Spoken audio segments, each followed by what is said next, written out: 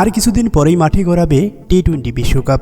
বৈশিকাই আসরকে সামনে রেখে ইতিমধ্যেই দল ঘোষণা করেছে ভারত, নিউজিল্যান্ড, অস্ট্রেলিয়ার মতো দলগুলো। 19তম দল হিসেবে বিশ্বকাপের দল ঘোষণা করেছে বিসিবি। আজ 15 সদস্যের এই দল ঘোষণা করে প্রধান নির্বাচক গাজী আশরাফ হোসেন লিপু। 15 সদস্যের এই দলে নেই pace bowling allrounder Saifuddin. Reserve হিসাবে দলে নেওয়া হয়েছে পেসার হাসান মাহমুদ, অলরাউন্ডার আফিফ হোসেন।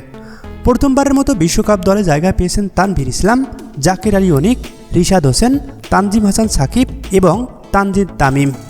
বিপিএলে দুর্দান্ত পারফর্ম করে জাতীয় দলে ফিরেছিলেন সাইফুদ্দিন। তবে মূল দলে নিজের জায়গাটা বেশিদিন পাকাপোক্ত করতে পারেননি এই অলরাউন্ডার। জিম্বাবুয়ের বিপক্ষে নির্বাচকদের প্রত্যাশা পূরণে ব্যর্থ হন তিনি। কেন বিশ্বকাপ দলে জায়গা হয়নি সাইফুদ্দিনের, সেই প্রশ্নের উত্তর দিয়েছেন গাজী আশরাফ হোসেন লিপু। জিম্বাবুয়ে সিরিজে সাইফুদ্দিনের পারফরমেন্স দেখছিলেন নির্বাচক প্যানেল, তার উপরে অবশ্যই আস্থা ছিল। তবে সেই সিরিজে তার চেয়ে আস্থার প্রতিদান দিয়েছেন তানজিম হাসান সাকিব। সে কারণেই সাইফুদ্দিনকে রাখা হয়নি, রাখা হয়েছে তানজিম হাসান সাকিবকে। তবে এরই মধ্যে গুঞ্জন উড়েছিল মেহেদী মিরাজ খেলতে পারেন এবারের টি-20 বিশ্বকাপ। তবে সব গুঞ্জনকে উড়িয়ে দিয়ে 15 সদস্যের দলে জায়গা হয়নি মেহেদী হাসান মিরাজের।